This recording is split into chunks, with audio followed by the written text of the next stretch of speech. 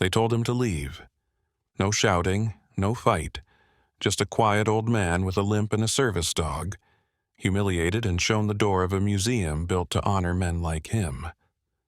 What the staff didn't know?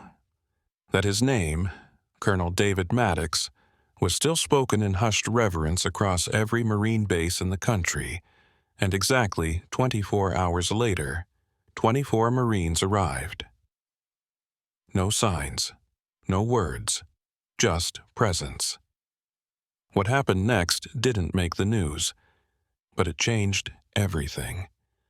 If you believe some warriors never stop leading, even in silence, subscribe to this channel. These stories deserve to be remembered. The sun cast clean light across the marble steps of the National Military Heritage Museum, where families posed for photos and tour buses idled along the curb. Just after noon, an elderly man approached the entrance alone. His steps were slow but steady, guided more by memory than urgency. A service dog padded beside him, an aging German shepherd with graying fur and a quiet watchfulness. On the dog's vest, stitched in black thread against faded canvas, were 3 words: companion in combat. The man wore a worn field jacket, the kind that had seen desert winds and jungle rain.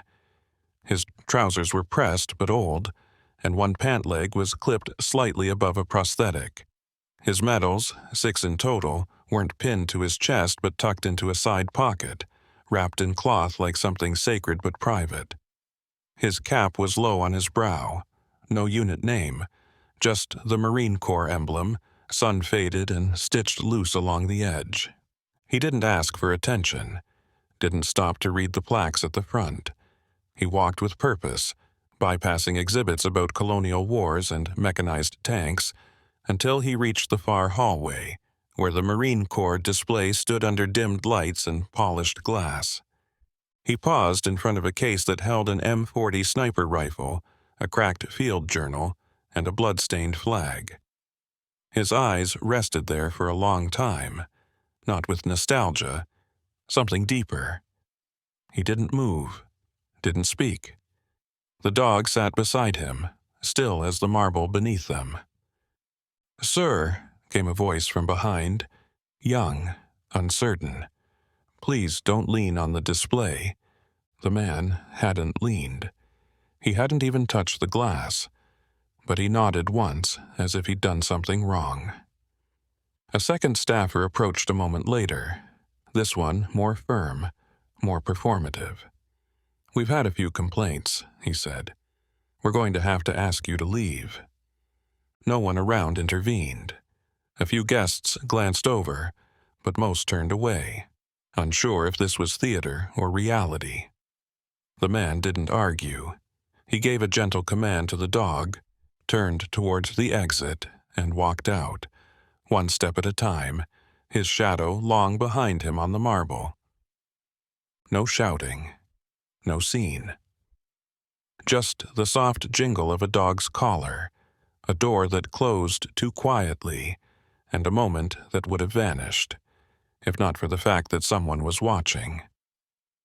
The staff never asked his name. Not when he checked in, not when they handed him the map, and not when they told him to leave. To them, he was just another slow-moving senior with a military cap and a service dog. A quiet old man wandering through a place meant to honor people like him, but somehow forgetting how to see them. He had handed over his ID at the front desk like everyone else. A quick scan, a sticker printed, a nod. No one looked close enough to see the details. No one saw the tiny, frayed corner of the laminated card where years of folding and unfolding had worn it thin. No one noticed the silver star ribbon clipped just behind the VA card, neatly pressed, carefully hidden, but still there. Habit, maybe. Or maybe a reminder. There was a tattoo on his forearm, too, faded and worn into the texture of his skin. A unit designation in block letters, half swallowed by age. The kind of ink that meant something once, something enough to earn both respect and silence in equal measure. But no one saw it. Or if they did, they didn't ask. What they didn't know, couldn't have known, was that the name printed on that ID, Colonel David R. Maddox, still carried weight in certain corners of the world. In old mess halls where photographs hung in dusty frames. In quiet reunions held under canvas tents. In whispered stories passed between junior Marines when the lights went out in the barracks. To them, Maddox was more than a name. He was a shadow they had followed through chaos.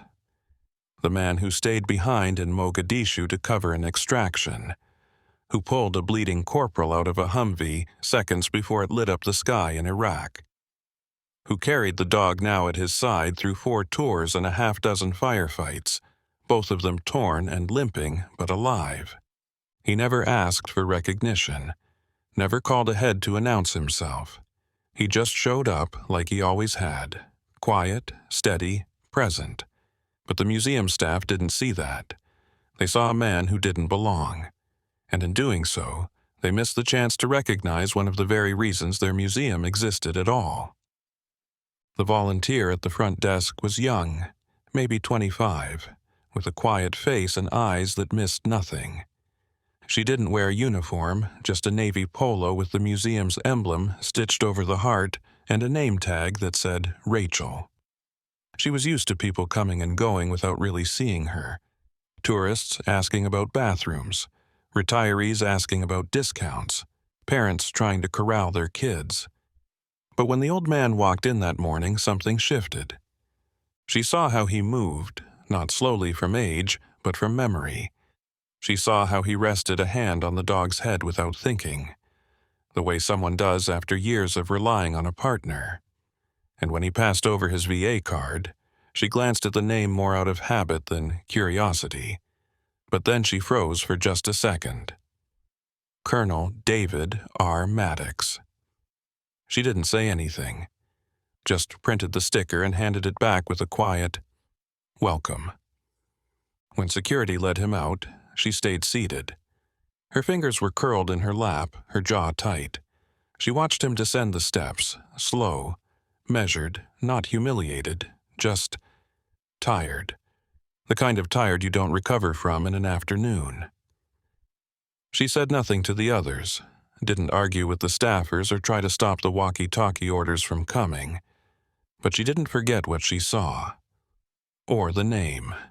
That night, after her shift, she sat in her small apartment 2 blocks from the museum and stared at the ceiling for a long while before reaching for her phone. She didn't look through her contacts. She knew the number by heart. It rang twice. "Yeah," her brother answered, voice rough from years of yelling over rotor blades. Gunnery Sergeant Michael Torres, 3rd Battalion, Camp Pendleton. She didn't offer pleasantries, just said, "I think someone you know got disrespected today." He didn't ask for details. Didn't ask who or where. There was a long pause on the other end, like a gear locking into place. "Send me the address," he said. Then the line went dead. She set the phone down, her hands still trembling. She didn't know what would happen next, but she knew her brother, and she knew what that name still meant. The news didn't come like a storm. It came like a pulse, low, steady, unmistakable. No headlines, no hashtags, just a name spoken quietly in barracks, in motor pools, in back corners of mess halls. Maddox, disrespected, museum. That was all it took. 1 call from Pendleton turned into 5, then 20, then more. Not a chain reaction. Something older, something deeper. Marines didn't need context. They didn't ask what happened or who was responsible. They didn't need video proof or eyewitness statements. If Colonel David R. Maddox had been cast aside like he didn't matter, that was enough. Most of them had never served with him directly. A few had. Older ones who still kept boots shined and ranks squared even after retirement. But the name was known, revered in some circles, spoken with weight in others. Maddox was a name passed down, not in textbooks but in stories told after midnight in the kind of voice that makes young Marines sit up straighter. He was the one who walked 40 miles through Helmand with a torn hamstring and no water to get his men out. The one who carried a corporal's body for 2 hours because he refused to leave him behind. The one who'd lost his leg in Fallujah and still refused evacuation until every man on his team was accounted for. So, when his name began echoing through the course, it wasn't noise, it was a call. By midnight, messages flew through group chats that had been quiet for months. Maddox, he got thrown out of a museum today. There were no questions after that, just confirmations. I'm coming. Be there by morning. Packing blues. Marines across 3 states canceled flights, delayed honeymoons, cleared schedules. Some rented cars together, some flew red-eye. Most didn't say why. Not even to their families. Because there are things you don't explain. You just do them.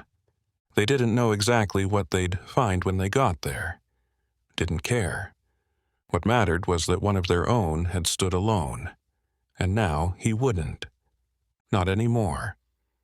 At 10 a.m. sharp, the doors to the National Military Heritage Museum unlocked with a soft click, same as they did every morning. A small group of tourists milled outside. Families, history buffs, a couple from Oregon holding iced coffees and a fold-out map. Inside, the lights flickered on over gleaming displays of preserved uniforms and medals arranged behind glass. The air smelled of waxed floors and brochure paper. By 10:03, everything changed. It began with the sound of synchronized footsteps, soft but unmistakable, the kind of rhythm that comes only from men who've marched before. Then came the visual, a line of dark silhouettes rising through the low morning fog that still clung to the lawn.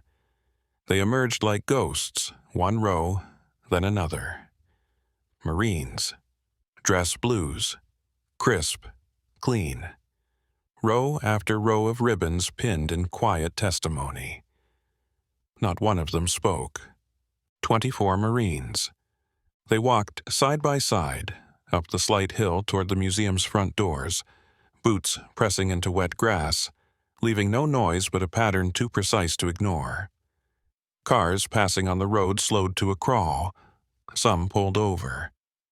A city bus stopped without prompting, its passengers peering out silently through the windows. No one honked. Inside, the front desk staff glanced up, their casual morning chatter fading as a shadow passed over the windows. The young man behind the brochure rack stopped stacking and just stared. Visitors moved instinctively to the side. One child tugged at his mother's arm and asked, "Are those real soldiers?" Her reply was barely a whisper. "They're Marines." No signs, no flags, no speeches, just presence. The first Marine reached the entrance. He didn't knock, didn't pause. Just held the door open as the rest filed in behind him, 24 in total. Faces unreadable, eyes forward. Once inside, they didn't scatter or browse. They moved as one unit, straight through the atrium and toward the central exhibit hall, where the Marine Corps wing stretched out in polished glass and marble silence. And there, just past the velvet ropes and museum gift shop, they stopped. 2 lines, 12 on each side, back straight, hands behind their backs, boots aligned. They didn't say a word. They didn't have to.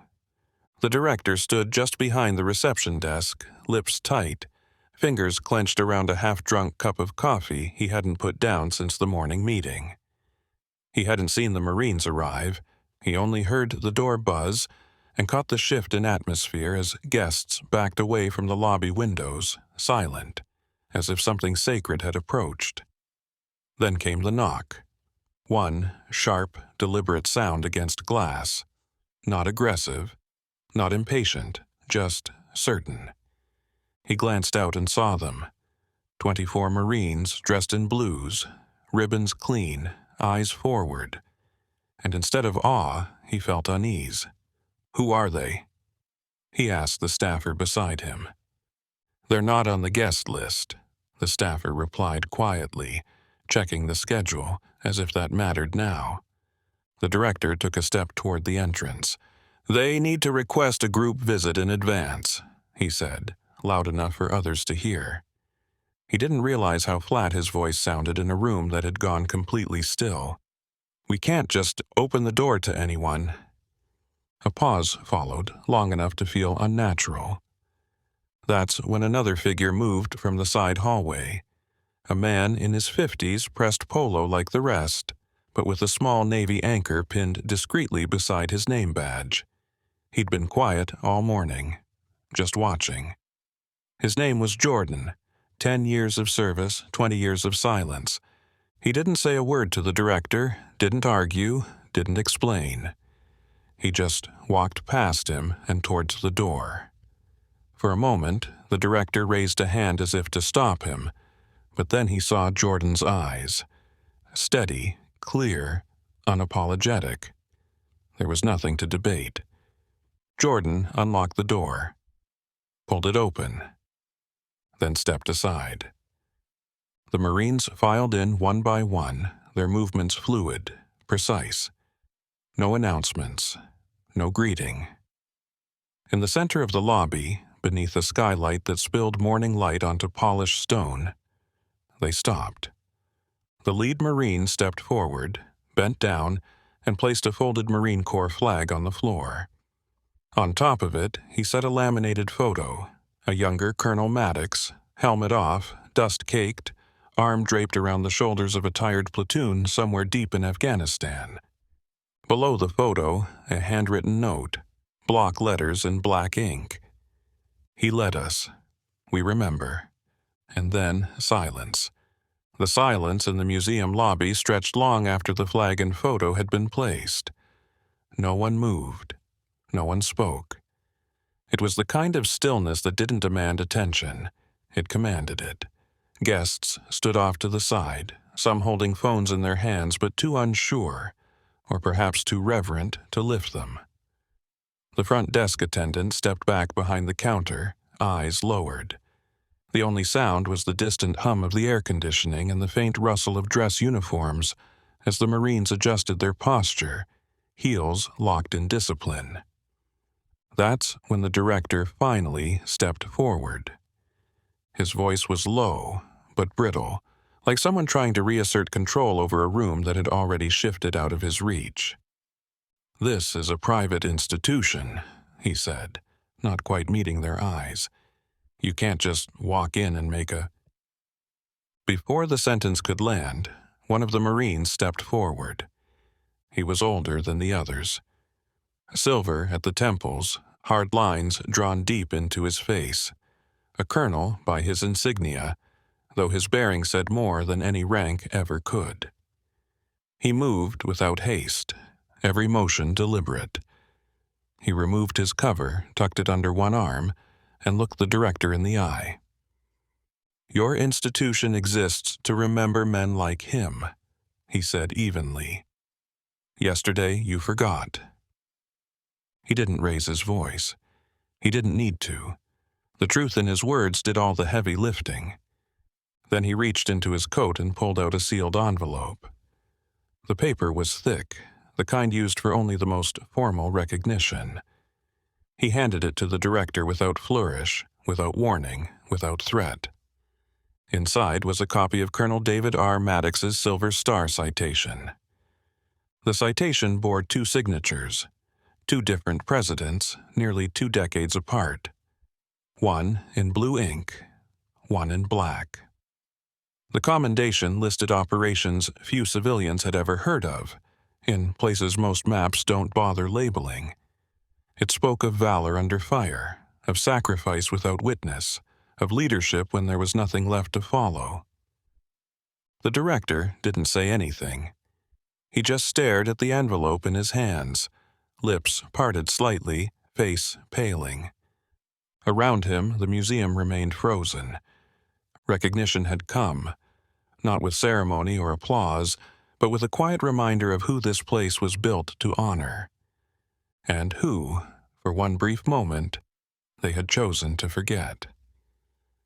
No orders were given, no signal was needed. One by one, the Marines turned to face the center of the lobby, where the folded flag, the photo, and the note lay still beneath the skylight. They stood in silence for a beat longer, then raised their hands in a slow, practiced salute. 12 to the left, 12 to the right, the sound of 24 heels clicking together echoing off marble and glass. There was no announcement, no demand for acknowledgement, no press release waiting in anyone's pocket. Just respect, offered without expectation. And then they left. The first turned and walked toward the door, movements smooth and steady. The rest followed in sequence, the sound of boots striking tile soft but rhythmic, like a heartbeat slowly fading into the distance. As they stepped out into the sunlight, the door closed quietly behind them. Inside, no one moved for a long time. The lobby held its breath, as if the air itself wasn't ready to return to normal. The museum director remained where he stood, the Silver Star citation still clutched in his hands, unread. The staff behind the front desk stared at the floor. Guests remained off to the side, still trying to understand what they'd just witnessed, because it hadn't been a protest. It hadn't been a confrontation. It had been something else. Near the display, a young boy, no older than 8, let go of his mother's hand and stepped forward. His shoes squeaked against the polished floor. He pointed to the photo of Colonel Maddox, his voice quiet but clear. Was that man a hero? His mother didn't speak, not right away. Instead, she knelt beside him and stared at the photo, at the lines on Maddox's face and at the dust caked into his uniform, at the tired eyes that still somehow held warmth. Then she read the handwritten note again. He led us. We remember. Her answer didn't come in words. It came in the way she touched her hand to her chest and exhaled slowly, as if remembering something she hadn't even lived, but suddenly understood. And around them, the museum remained quiet. That night, the museum didn't make a statement. No press conference. No tweet. No formal apology. The director went home late, citation still in his briefcase, his voice quieter than usual as he told his wife it was a strange day. But something was already moving. A teenager who'd visited with his grandfather that morning posted a shaky, vertical video to a private veteran forum. No hashtags, no caption. Just 30 seconds of 24 Marines walking in absolute silence through the museum lobby, their uniforms pressed, their eyes fixed ahead. The audio captured nothing but footsteps and the creak of the front door as it opened and closed behind them. Within an hour, the video had been reshared across dozens of closed group chats and alumni forums, quiet digital corners where former Marines gathered to swap memories, pass along obituaries, and remember men they once followed through dust and fire. The footage didn't go viral in the usual sense. It didn't trend. It moved deeper than that. Comments rolled in. Some just said Semper Fi. Others told stories, short, clipped sentences about Colonel Maddox, about a riverbank in Iraq, a downed chopper in Kandahar, a last-minute call that saved a fire team in 2003. The man in the photo, in the flag, had left more behind than anyone realized. By midnight, the museum's voicemail was full. Not angry tirades, just silence. Some callers played taps. Others said one sentence, "You forgot someone." And the donations, quiet, reliable contributions from veterans and families that had supported the museum for years, began to vanish. Monthly pledges paused. Emails went unanswered. No threats, just a quiet withdrawal, like oxygen slowly leaving a room. By 7:15 the next morning, The museum's board met over coffee and strained silence. They didn't debate long. One member simply said, "We can't open today." Another added, "Not until we understand what that silence meant." So the decision came not from pressure, but from something heavier. They closed their doors, not because anyone demanded it, but because 24 men had walked in, said nothing, and left a message clearer than any statement ever could. You forgot who this place was built for, and now you remember. The museum reopened quietly, just over a week after the Marines came and went without a word. No ribbon cutting, no press release, just a change in the lobby's air, less polished, more reverent.